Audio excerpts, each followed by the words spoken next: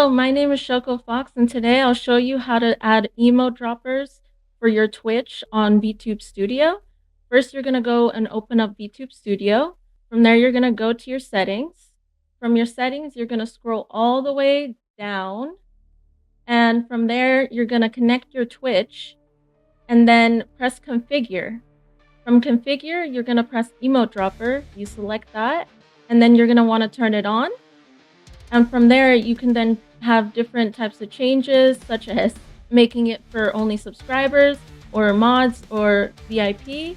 And then you can also make changes such as the animation speed, drop speed, gravity, opacity, bounce, emote size, whatever you want. And then you're going to press done.